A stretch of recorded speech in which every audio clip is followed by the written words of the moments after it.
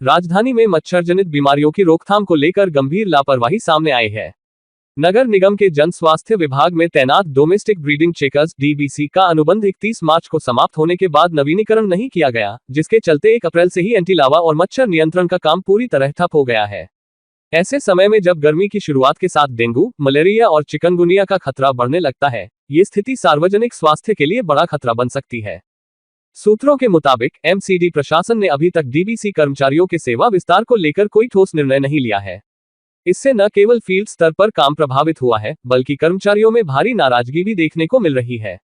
हालात ये है कि डीबीसी एक बार फिर हड़ताल के मूड में नजर आ रहे हैं, जिससे आने वाले दिनों में स्थिति और बिगड़ सकती है।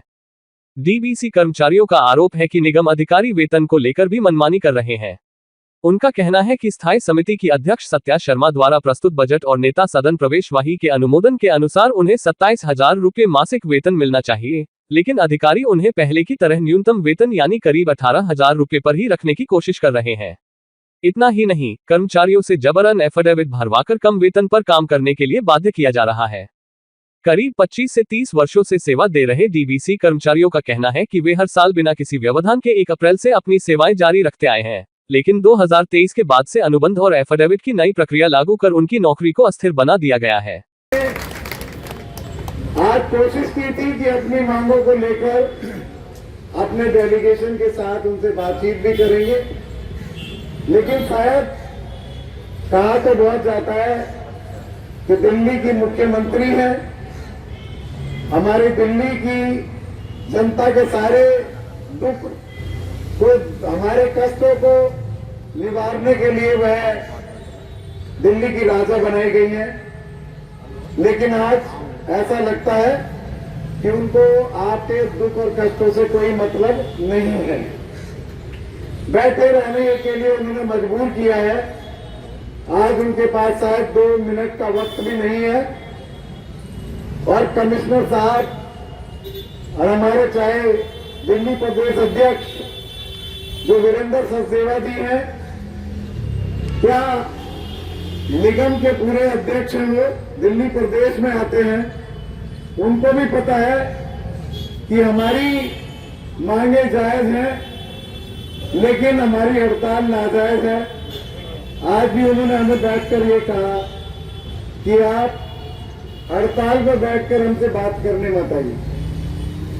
हड़ताल पर उनके पीएस साहब ने कहा कि हड़ताल पर बैठकर हमसे बात करने मत आइए, कोई लेटर है तो ऐसा दिखाइए और ऐसा लेकर आइए जिसमें आपकी मांग बिना हड़ताल के लिखी हो, तो आपकी मांग को हम कमिश्नर साहब से बात करके कर सकते हैं। क्योंकि यहाँ सबके ऊपर आपके पत्राचार पर पूरा का पूरा हम संज्ञान लेकर हर विभाग को कोशिश करते हैं कि आपका काम किया जाए।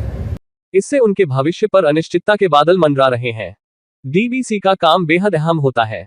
ये कर्मचारी घर घर जाकर पानी जमा होने वाले स्थानों की जांच करते हैं, मच्छरों के लावा को नष्ट करते हैं और लोगों को जागरूक भी करते हैं। ऐसे में इनकी अनुपस्थिति का सीधा असर शहर की स्वास्थ्य सुरक्षा पर पड़ता है। राजधानी में पहले ही हर साल हजारों लोग मच्छर जनित बीमारियों की चपेट में आते हैं। ऐसे में इस तरह का प्रशासनिक ढिलाई गंभीर सवाल खड़े करती है। इस पूरे मामले में डीबीसी यूनियन के प्रतिनिधि मेयर, नेता सदन और निगम अधिकारियों के दफ्तरों के चक्कर काटते नजर आए, लेकिन अभी तक कोई स्पष्ट समाधान नहीं निकल सका है।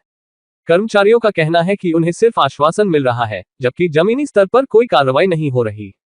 ये घटनाक्रम एमसीडी प्रशासन और जनप्रतिनिधियों की कार्यप्रणाली पर भी सवाल खड़ा करता है। एक तरफ बजट में बड़े बड़े वादे किए जाते हैं और जन स्वास्थ्य को प्राथमिकता देने की बात कही जाती है, वहीं दूसरी ओर जरूरी कर्मचारियों के अनुबंध तक समय पर नहीं बढ़ाए जाते। इससे न केवल कर्मचारियों का मनोबल टूटता है, बल्कि जनता के बीच निगम की विश्वसनीयता भी प्रभावित होती है। विशेषज्ञों का मानना है कि अप्रैल से जून का समय मच्छरों के प्रजनन के लिहाज से बेहद संवेदनशील होता है। अगर इस दौरान नियंत्रण उपायों में ढिलाई बरती गई, तो आने वाले महीनों में डेंगू और मलेरिया के मामलों में तेज उछाल देखने को मिल सकता है। अब देखने वाली बात यह होगी कि एमसीडी प्रशासन इस संकट को कितनी जल्दी सुलझाता है। अगर जल्द ही डीबीसी कर्मचारियों का अनुबंध बढ़ाकर उन्हें काम पर नहीं लौटाया गया, तो राजधानी को एक बार फिर मच्छर जनित बीमारियों के प्रकोप का सामना करना पड़ सकता है।